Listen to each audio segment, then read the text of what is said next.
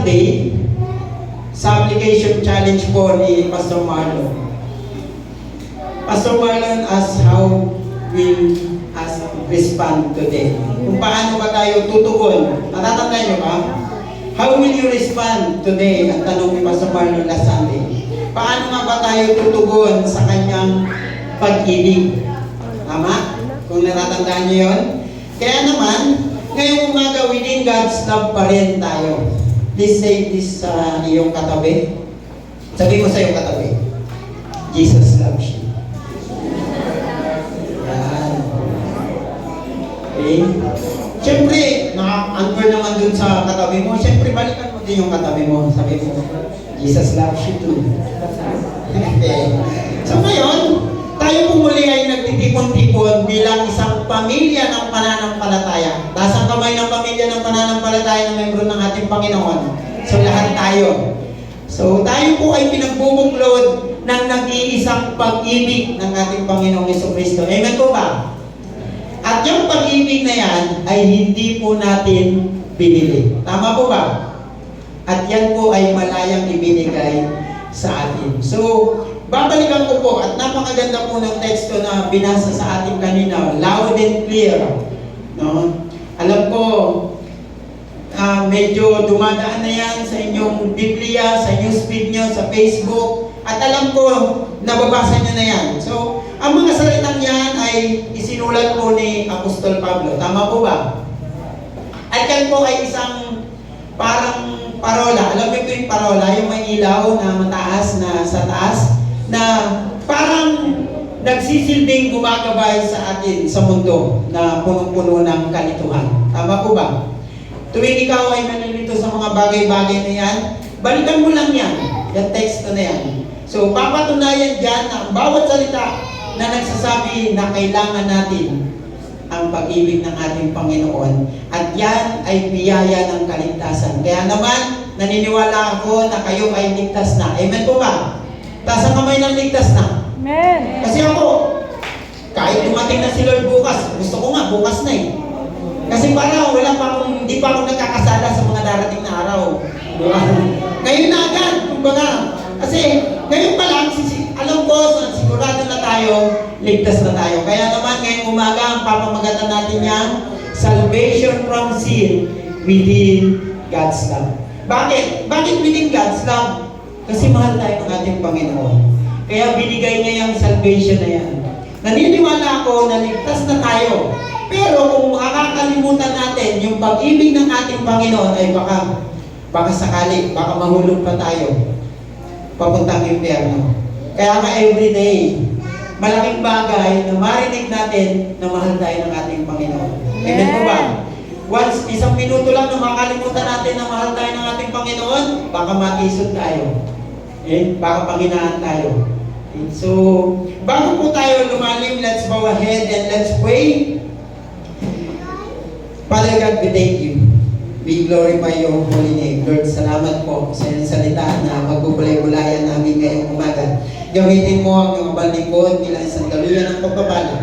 Itago mo po ako sa iyong likuran. Nawa po, Panginoon, ang boses mo, ang aming marinig, Panginoon. Dalangin namin, Panginoon, ang aming kapatid, si Pastor Mark Adayo at ang kanyang pamilya. Dalangin namin sa kanilang daan patungo sa cremation area sa Cainta. Dalangin namin, Panginoon, na mapuspos ng pagpapala, pag-ibig at pagkakaisa ang kanilang mga puso. Ganon din sa amin muna nandito, patuloy namin dalangin, nababaan mo kami ng iyong banal na Espiritu at samaan ng iyong mga anghel upang ang iyong salita ay lubusan namin maunawaan at maintindihan at maipamuhay namin ito sa aming pang-araw-araw na buhay.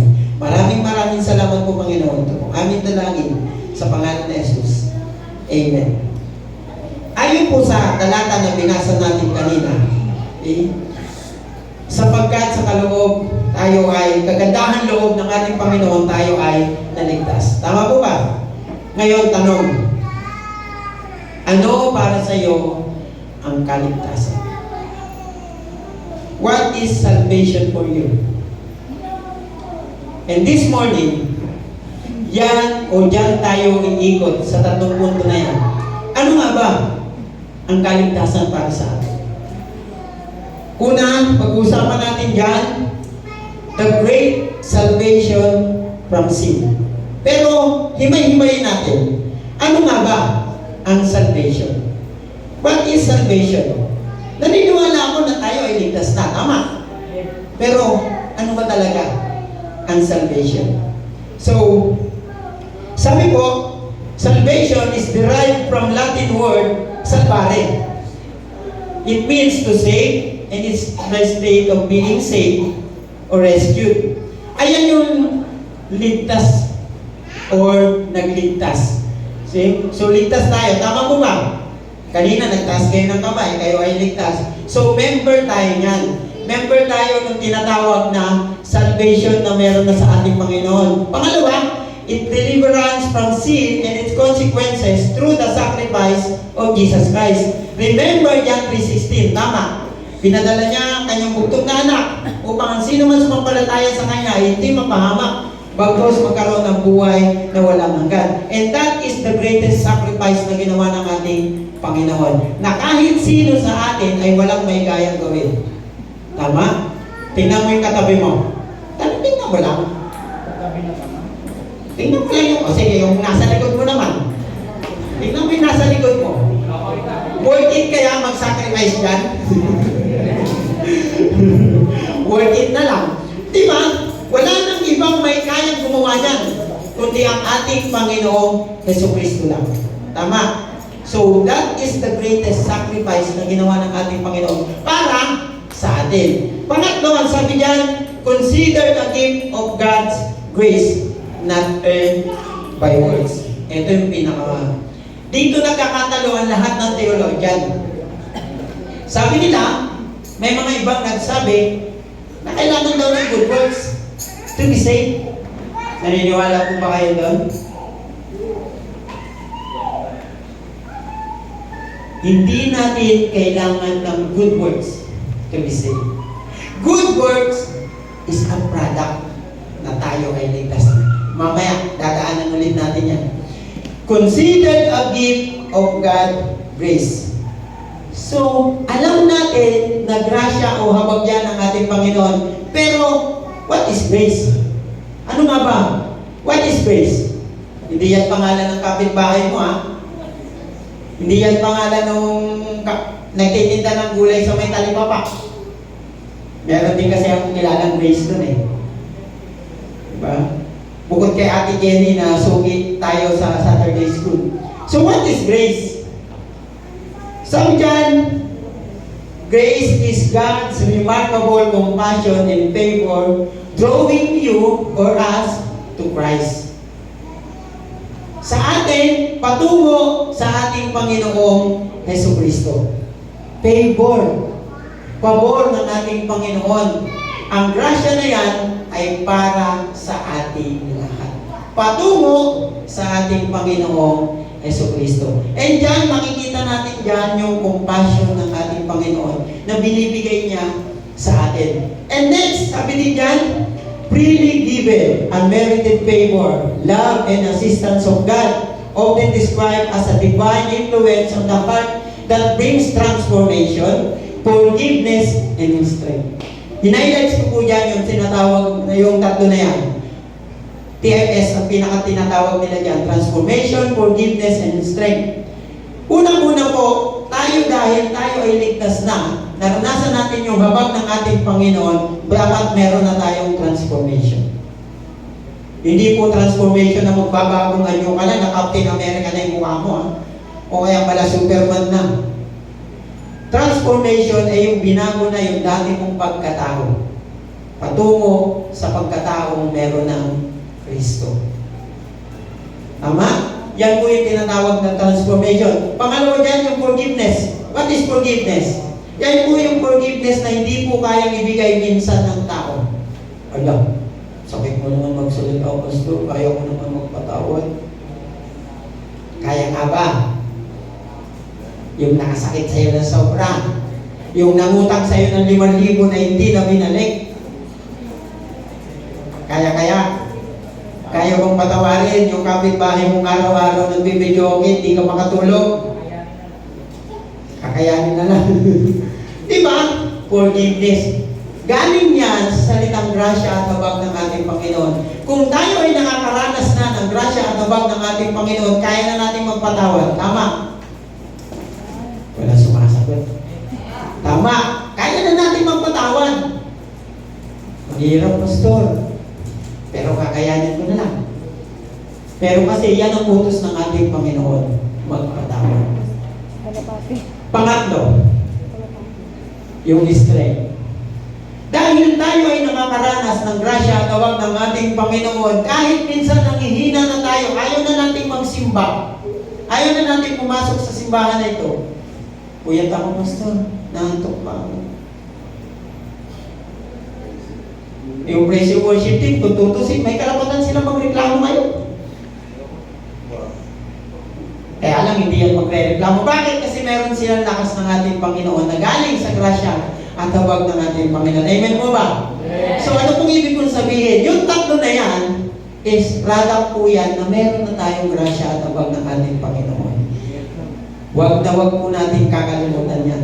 And sa talata po na binasa natin kanina, makikita natin na malamang o kahit tayo ay hindi sa atin ito karapat-dapat. Ibig sabihin, kung tutusin, wala talaga tayong chance na maramdaman yung grasya at tabag ng ating Panginoon.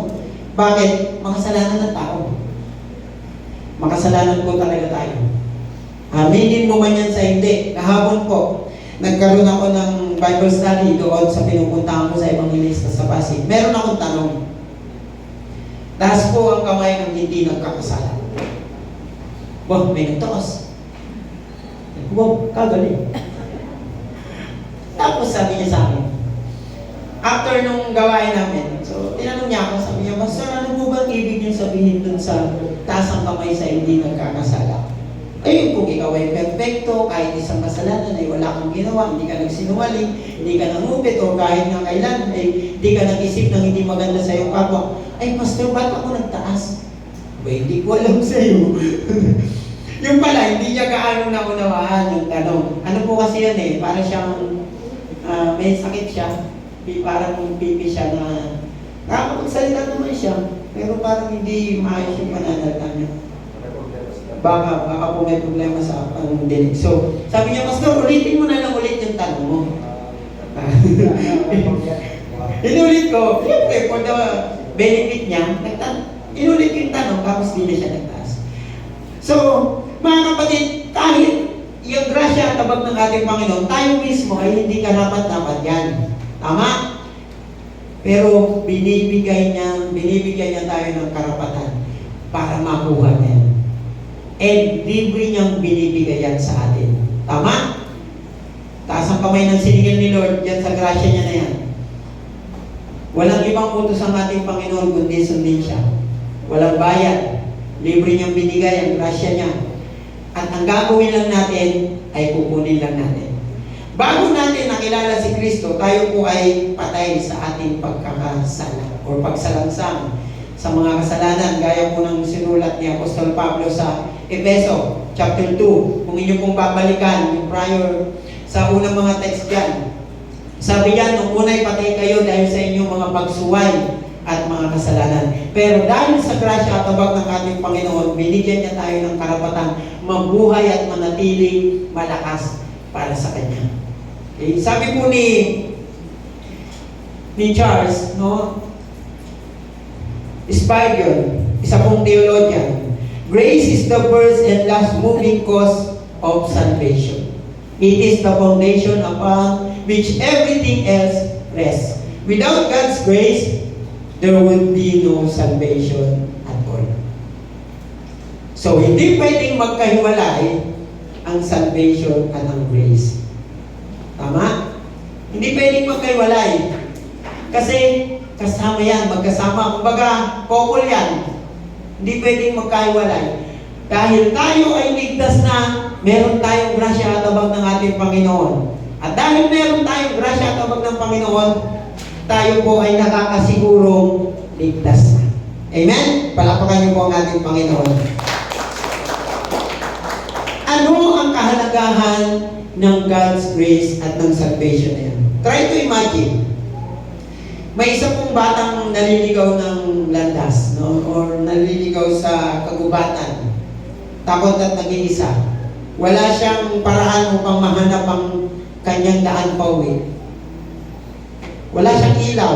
So biglang lumitaw ang isang maliwanag na ilaw na dala ng isang mapagmahal na magulang. Yung kanyang magulang, ganun po, mayahanin tulad ang grasya at ang salvation. Ang pinadala ng ating Panginoon, si Jesucristo na magiging ilaw natin para sa ating kaligtasan. Hindi niya tayo papipiliin. Gusto mo bang maligtas o ayaw? Napansin nyo? Hindi tayo pinapipili ng Diyos kung ayaw ba natin o gusto natin maligtas. Binibigyan niya na tayo ng chance agad na maligtas sa ayaw man natin o sa hindi. Ang nakakalungkot lang, tayong mga tao, ang ayaw maligtas. Yes, ayaw natin sa apoy ng impyerno. Pero marami naman sa mga tao ngayon ang gumagawa ng hindi maganda sa kapwa. Ang pinipili na magkasala. Punta ka sa newsfeed lang ng Facebook, napakadaming away sa kalsada. Pag ako nagda-drive tapos bumubusina ako, nakaganyan na yung anak ko. Ayaw niya nang bumubusina ako ng alala. Lalo na yung bunso ko, pag-angkas ko yun, tapos nagda-drive ako. Pag bumusina ako nun, alam nun na ang sunod ko nun, may tingin. Ang gagawin niya, yung ulo ko igagamin niya na lang. Wala nang tingin-tingin. Kasi alam niya, doon nag-uumpisa ang gulo. Sabi niya pa, tiyaan mo na sila. Ganun yun. So malaking bagay po na minsan may nagpapaalala sa atin na huwag tayong magkasala. Ganun din po ang trabaho ng ating Panginoon sa buhay natin. Check mo yung puso mo kung nandiyan si Lord. Kasi baka wala. Kasi pag wala, pipiliin natin magkasala. Mas mahirap po mahulog sa apoy ng impyerno. Mas maganda, sama-sama tayo nasa langit.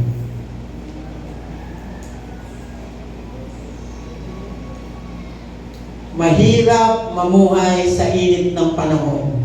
What more kung nasa impyerno tayo? Hindi natin pwedeng hayaan na bumabalot ng kasamaan ang ating buhay. Dahil pag binalot tayo ng kasamaan, yung grasya at yung salvation na yan ay mawawala sa atin. Yes, ligtas na tayo, pero anytime, pwede po tayong makatiso kung wala tayong Kristo sa puso. Malaking bagay po na meron tayong Kristo. Dahil tayo ay ligtas na, ang layunin ng ating Panginoon, maligtas din ang ating sambahayan. Pastor, pwede bang ako na lang? Huwag na yung asawa ko. Pastor, pwede bang ako na lang? Huwag na yung kapatid ko. Kaya nga tayo nandyan para maging ilaw nila patungo din sa kaligtasan. Ngayon, kung ikaw pa lang ang Kristiyano sa inyong pamilya, mag-isip-isip ka na. Kasi utos ng ating Panginoon ay maligtas ka at ang iyong sambahayan. Amen po ba? Amen. So, meron tayong trabaho. Hindi lang sa community, hindi lang sa church, higit sa ating pamilya. Ngayon tanong, kailan ka huling nag-share ng gospel sa kapatid mong hindi pa kilala si Kristo? Minsan po, pag ito po yung mga tanong, medyo nakakapagbigay sa akin ng emosyonal na katanungan. Kasi sabi ko, bakit kaming mga pastor? Ang madalas namin dinidisciple ay yung aming kapwa.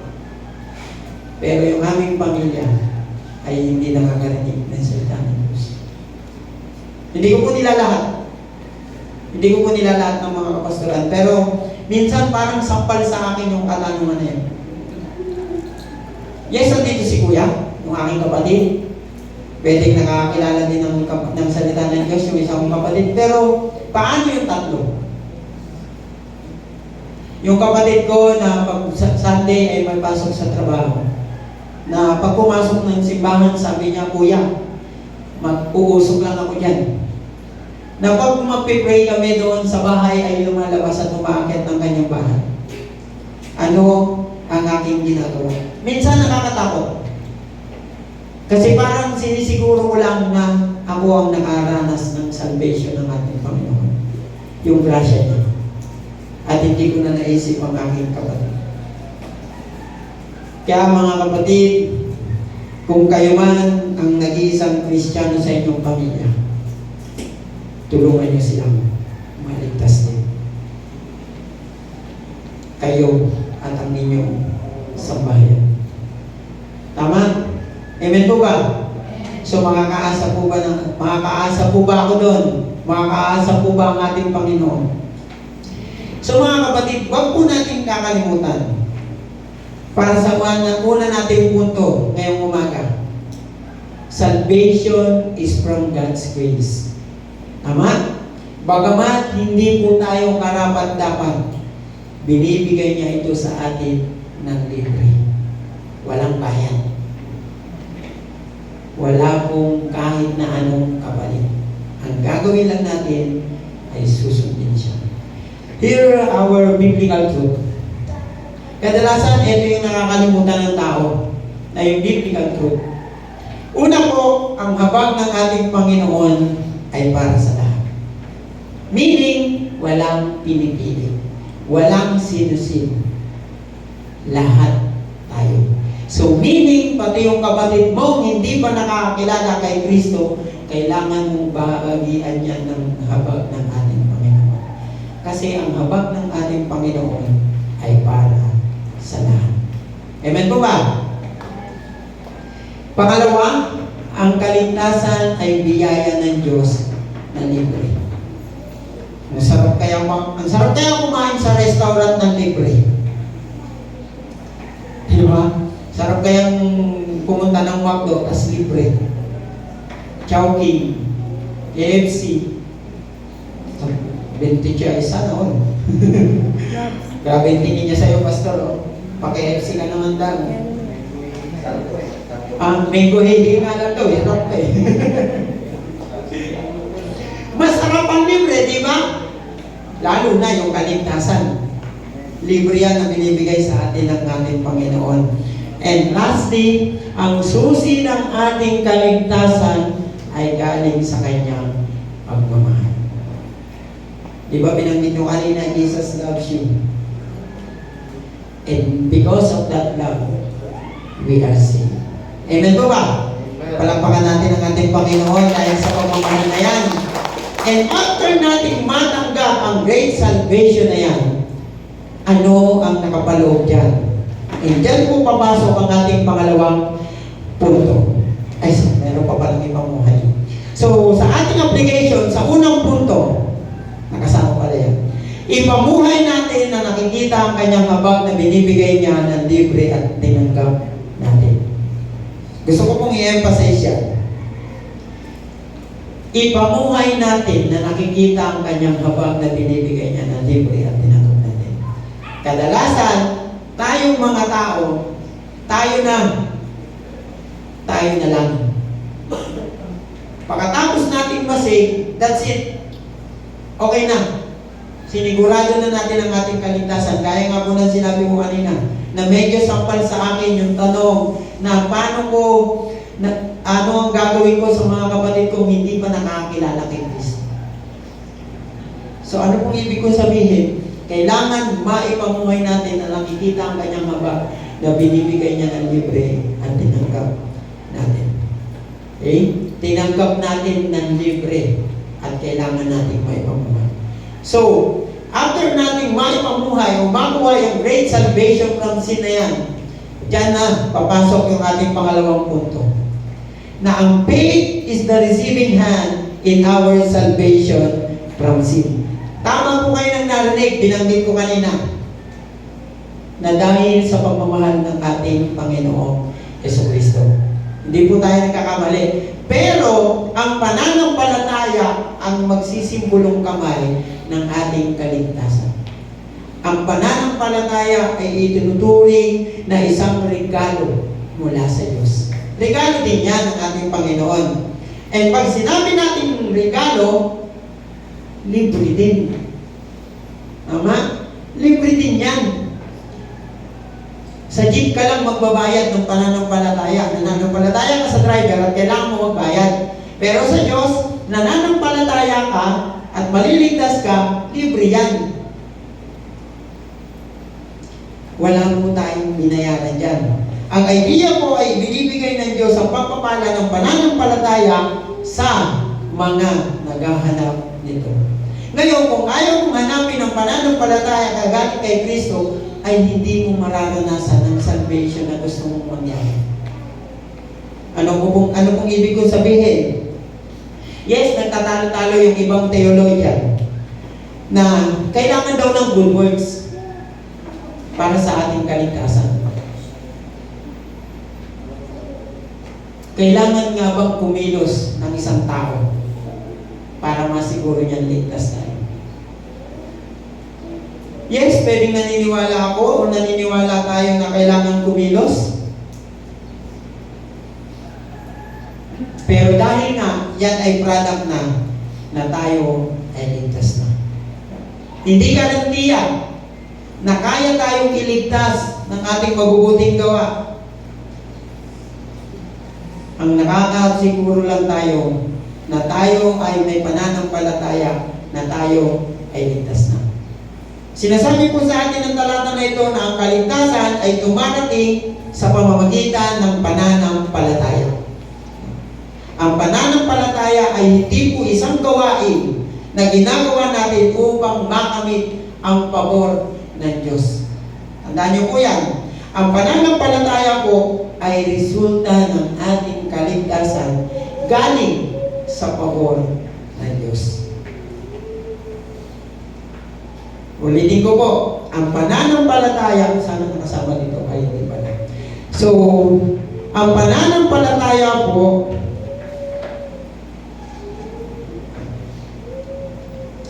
ay resulta ng ating kaligtasan galing sa pabor ng Diyos. At ito po ay ang pagkilos ng pagtitiwala sa nagawa ng Diyos sa pamamagitan ni Jesucristo. Diyan po papasok yan. So what is faith? It is defined as a gift from God involving trust in His character and promises. Ano pong ibig kong sabihin? Dahil nararanasan na natin ang pabor ng ating Panginoon, makakasiguro tayo na makikita natin kung sino ang Diyos. At mararanasan natin ang pangako niyang tinutupad sa buhay natin. Maraming promise ang Diyos. Tama po ba? Sa Adayo family, naniniwala ako na may promise sa Diyos na hindi sila papabayaan. Kasi ang pinakamasakit na katotohanan sa kamatayan ay yung paano ka kinabukasan. Lalo na pag ang namatay ay yung asawa, ang magiging unang tanong mo agad, paano ko bukas? Paano na kami bukas? Yan din yung naging tanong ng nanay ko nung namatay yung tatay ko. Sabi niya, Dad, paano na ako bukas? Paano na kami bukas? Although 3 years na siyang nag-aalaga sa tatay ko. So kumakayod siya nang mag-isa. Pero naitanong niya pa yun sa sarili niya. And kung hindi siya nananampalataya sa ating Panginoon at mahina ang kanyang paniniwala na sasamahan siya ng Diyos, maaari siyang bumigay.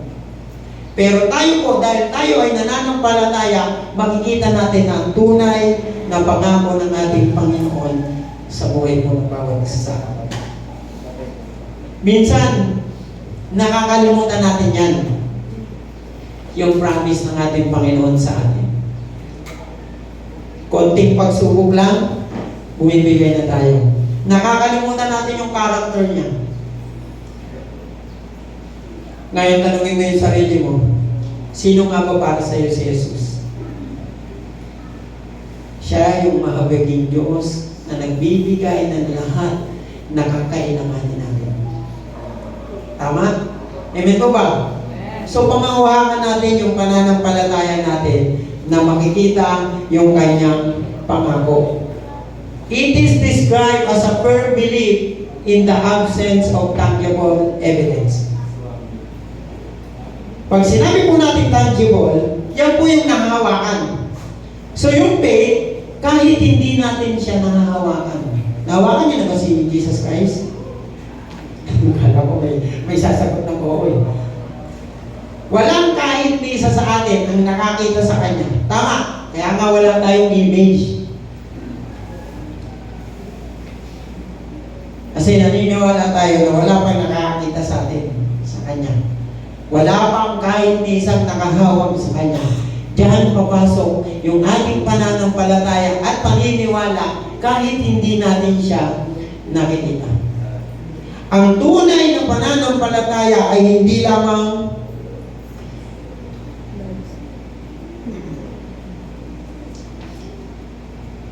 Ang tunay na pananampalataya ay hindi lamang isang intelektual na paniniwala. Ito po ay isang pagsuko ng ating buhay sa Diyos. Maraming nagtatanong, Pastor, paano ba makikita ng Diyos na ako'y nananampalataya sa Kanya? Paano nga ba? Alam niyo mga kapatid, nakikita ng Diyos ang ating mga puso. Kahit hindi tayo magsalita.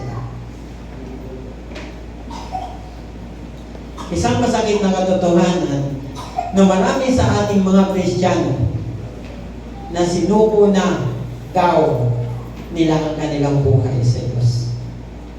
Pero, may mga ginagawa pa rin sila hindi maganda. So meaning, hindi pa talaga nila sinusuko ang lahat sa Diyos. Tandaan niyo po mga kapatid, para masabi ng Diyos na nananampalataya sa kanila, nananampalataya tayo sa Kanya, dapat isuko natin ang ating buong buhay. Kasi kasama yan ng ating pananampalataya.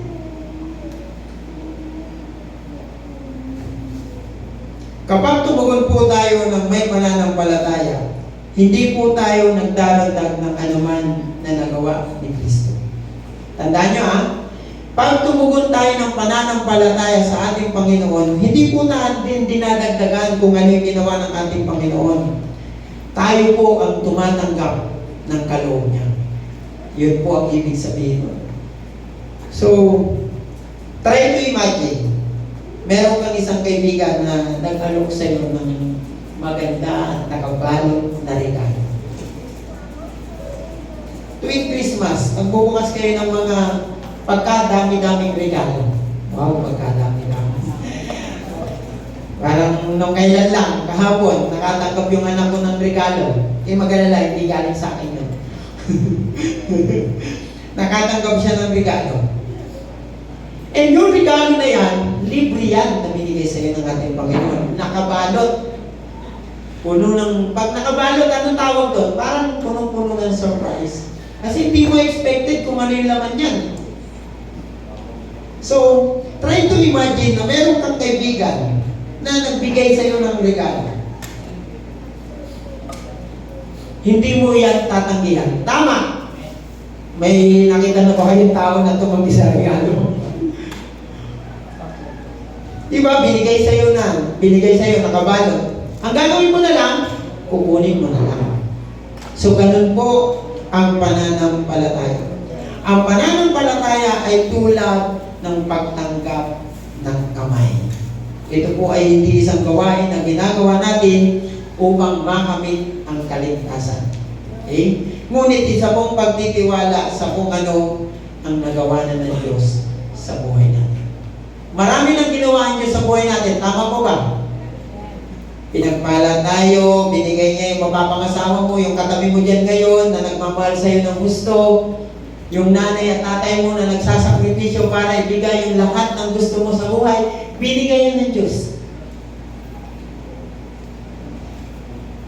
Binigay niya ng libre.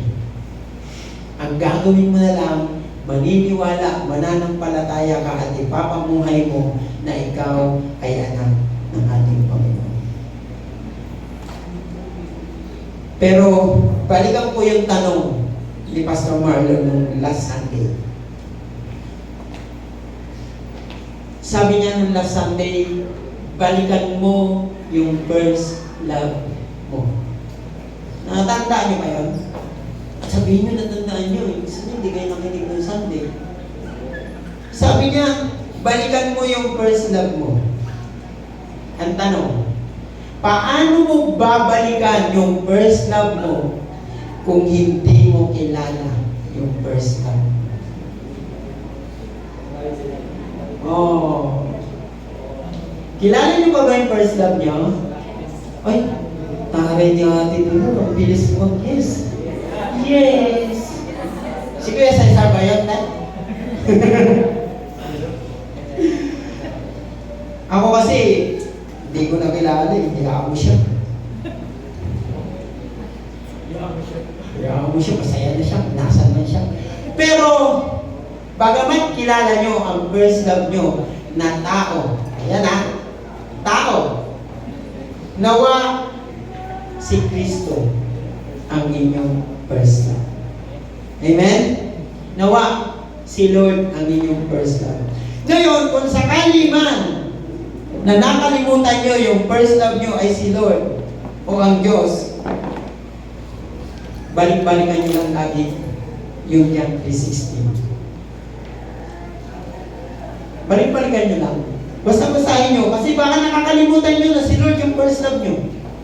Balik-balikan nyo lang yung first love. Yung John 3:16. Ano sabi doon? Sapagkat kayo na lamang ang pag-ibig ng Diyos,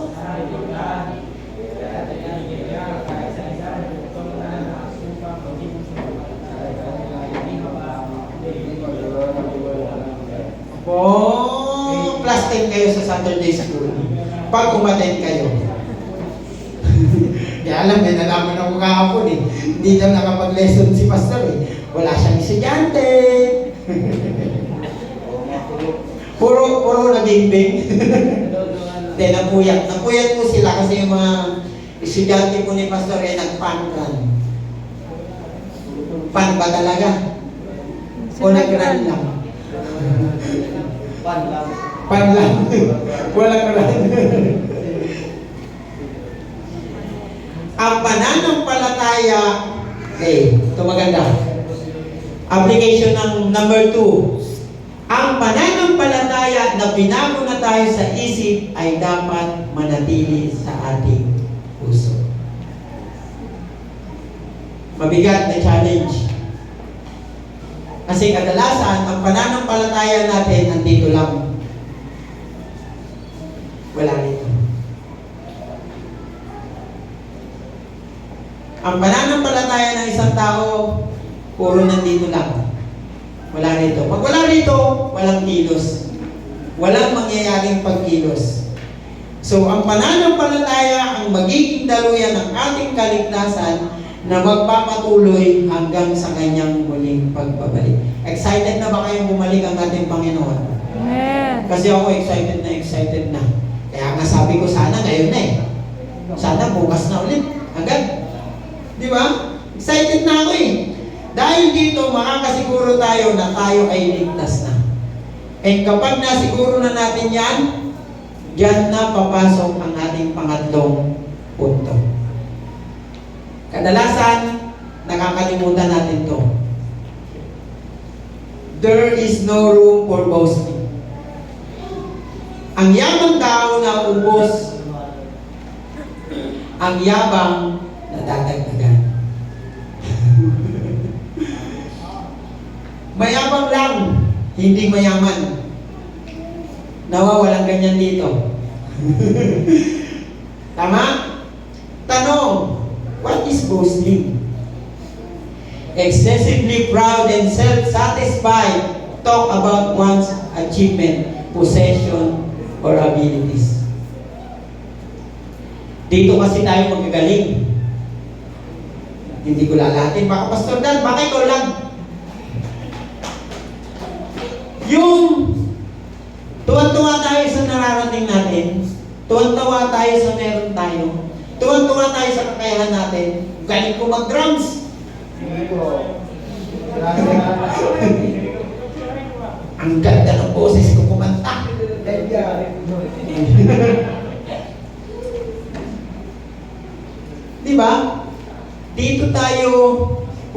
nagpe-fail. Excessively proud and self-satisfied talk about one's achievement, possession, or abilities. Nakakalimutan natin na lahat ng meron tayo ay galing sa ating Panginoon. So, ang huling katotohanan sa talatang ito ay malinaw. Hindi po sa pamamagitan ng ating mga gawa. Ano sabi kanina sa Bible? Upang walang maipagmalaki. Walang dapat maipagmayabang. Masarap naman talaga minsan tingnan na ang credit sa atin. O iligtas ako kasi nananampalataya ako. O iligtas ako kasi pinili kong maging Kristiyano. Masarap naman talaga i-credit, no? Ma-credit yung atin, yung sarili nating gawa, yung sarili nating ability. Ma-acknowledge ang ating mga pinagpaguran. Masarap naman talaga. Kaya lang, hindi po ganyan ang utos ng ating Panginoon sa talatang ito. Nais niya na huwag nating isipin ang ating sarili kapakinabangan. Huwag tayong masyadong mayabang. Yan ang gusto niya mangyari. Literal man na sinabi ng ating Panginoon o hindi, ang sabi niya, huwag tayong masyadong mayabang. Para wala tayong dapat ipagmalaki. Kung ang kaligtasan ay nakabatay sa ating mabubuting gawa, lahat tayo ay may karapatang maipagmalaki ito. Diba? Kung isipin lang natin, na tayo ay ligtas na kasi kaya natin gumawa ng mabuti. Eh kung yan ang iisipin natin, magkakaroon talaga tayo ng chance na maipagyabang yan. Nakarinig ka ba ng Kristiyano na kinukumpara ang kanyang sarili sa kanyang kapwa? Uy, ligtas na ako, ikaw ba? Ligtas ka na rin? Uy, marami akong nagawa. Ikaw ba marami ka nang nagawa? Huwag po natin ikumpara ang ating sarili sa iba. Magkaroon po tayo ng pakiramdam. Magkaroon tayo ng isipin, ng alalahanin, na hindi natin kayang higitan ang ginawa ng ating Panginoon. Na hindi natin kayang iligtas ang ating sarili dahilan sa mabubuting gawa. Kaya naman, dinisenyo ng Diyos ang kaligtasan sa ganitong paraan upang matiyak na walang magyayabang sa atin. Bakit? Di ba sabi ko kanina, libre. Libre yan na binigay ng ating Panginoon. So kung ikaw ay nakatanggap ng libre, ay wala ka dapat ipagyabang yan. Kasi libre mo lang yan nakuha. Tama? Wala kang binayaran dyan. Ang mabubuting gawa ay hindi ang dahilan ng ating kaligtasan. Ang mga ito po ay bunga na tayo ay ligtas na. Ulitin ko po, ang ating mabubuting gawa ay hindi ang dahilan ng ating kaligtasan. Ang mga ito ay bunga na tayo ay ligtas na.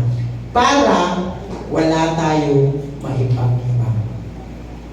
Amen po. Gumagawa tayo ng mabubuting gawa, hindi para makuha ang pag-ibig ng Diyos. Ngunit dahil binago na tayo ng kanyang pag-ibig mula sa loob palabas. Ano pong ibig kong sabihin? Mula sa ating loob na katayuan hanggang labas na makikita ng ating kapwa para wala tayong ipagyabang. Meron pong kwento. Ito, very relatable. Merong dalawang magkaibigan na nakatanggap ng isang premyo na nakuha dahil sa pagkapanalo sa larangan ng pagtakbo. Try to imagine, meron dalawang atleta na nakakuha ng gold medalist, ng gold medal. Separately, in-interview sila. Sabi nung isa, nagsumikap ako para dito. Nagtrabaho ko, nag-training ako rito para manalo ko rito. Dahil ito sa sarili kong lakas.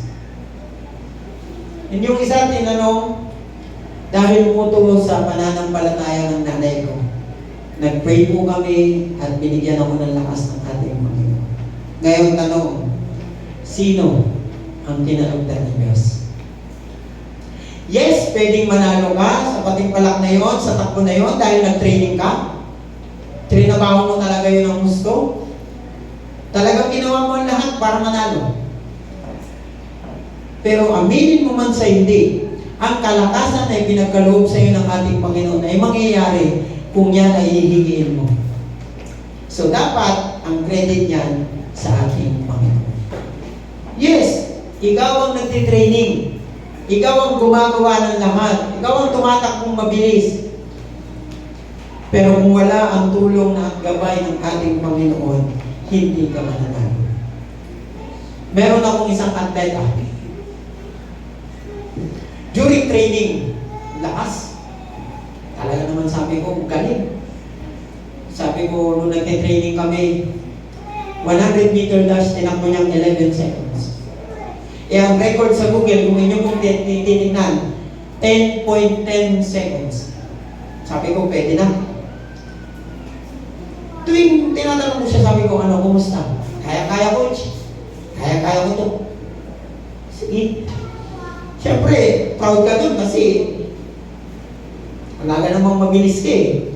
So, lahat kami mga trainers sa kanya na nakatutok. Aba, nung laban, yung 100 meter dash, tinakbo niya ng 14 seconds.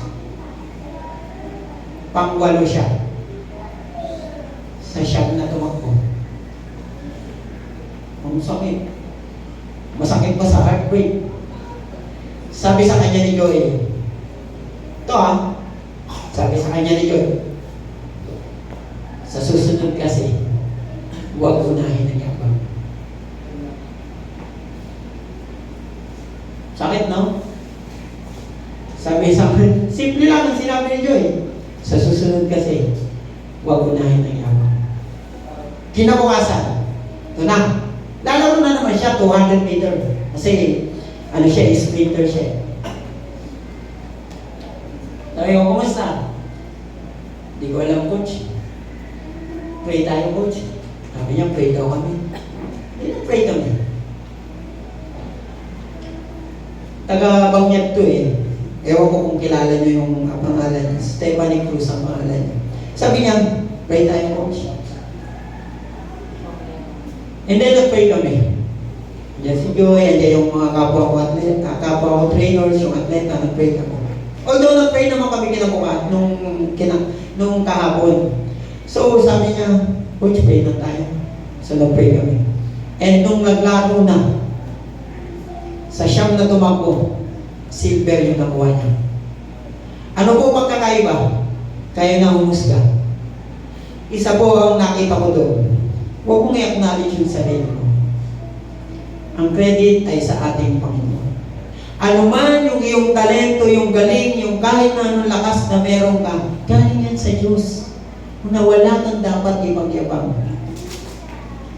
Dito nagkakatanong. Dahil tayo ay ligtas na, yung mayabang na tayo. Nakakalimutan natin na yung kaligtasan natin ay galing sa ating Panginoon. Libre niyang binigay. Hindi natin yan pinagtrabahuhan. Tama? Tandaan po natin mga kapatid. Walang sino man, sabi dito sa katotohanan ito, walang sino man ang makakaabot sa perpektong pamantayan ng Diyos sa pamamagitan ng mabubuting gawa. Huwag niyo pong kakalimutan yan. Ang kaligtasan ay hindi isang premyo na napanalunan natin. Ito po ay isang regalo na natatanggap natin.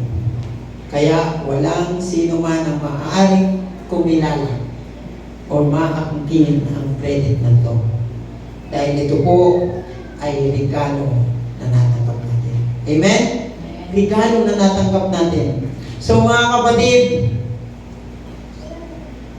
sa ating pong application for this 3 point, pangatlong punto, avoid comparing yourself to other believers or feeling superior because of your spiritual gifts, service, or knowledge. Tandaan po natin, ang pinakadulo, ano sabi dyan? All good things comes from God. hindi po sa atin mismo. Galing yan sa Kanya. Ang kaligtasan ay galing sa Diyos, hindi sa sarili nating lakas. Amen po ba? So, para po sa ating konklusyon, ang kaligtasan ay biyaya ng Diyos, malayang ibinigay. Ito po ay tinatanggap sa pamamagitan ng pananampalataya, hindi natatanggap sa pamamagitan ng mga gawa, at hindi ito nag-iiwan ng buwang para sa pagmamalaki. Wala tayong dapat ipag-iwan, sapagkat ang lahat ng kaluwalhatian ay sa Kanya. Tanong,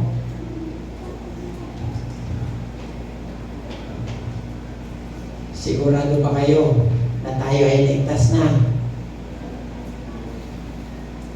Taas ang kamay na ligtas na? Amen! Tandaan nyo, biyaya yan ng ating Panginoon. Tanong, ano ba yung biyaya? Libre yan na binigay sa atin ng ating Panginoon. Walang bayad, tatanggapin lang natin.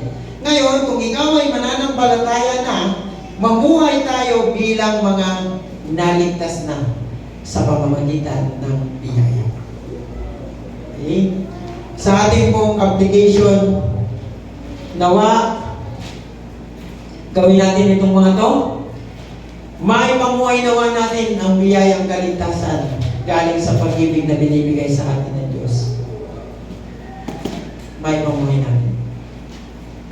Kasi, baka nandito lang. Wala sa ating buhay. Pangalawa, ibukas ang ating kamay para tanggapin ang pananampalataya na patunay ng ating kaligtasan. Huwag masyadong tingom ang kamay. Kaya yan bukas para tumanggap, bukas din yan para magbigay. Okay? Pangatlo, mamuhay na mayroong pagpapakumbaba na wala tayong karapatan ipagmalaki. Wala tayong dapat ipagyabang. Kasi libre lang natin nabuhayan. Wala tayong binayaran kahit piso. Amen po ba? Huwag na huwag po natin kakalimutan ang tatlong application niya. Maipamuhay nawa natin ang biyayang kaligtasan galing sa pag-ibig na binibigay sa atin ng Diyos at ibukas ang ating mga kamay. Ulitin ko, kaya yan bukas para tanggapin ang ating kaligtasan para din ibahagi yan sa ating kapwa. Pangatlo, mamuhay na merong pagpapakumbaba para wala tayong dapat or karapatang ipagmalaki. Okay? Sa mapagpalang umaga po sa bawat isa, and God bless everyone.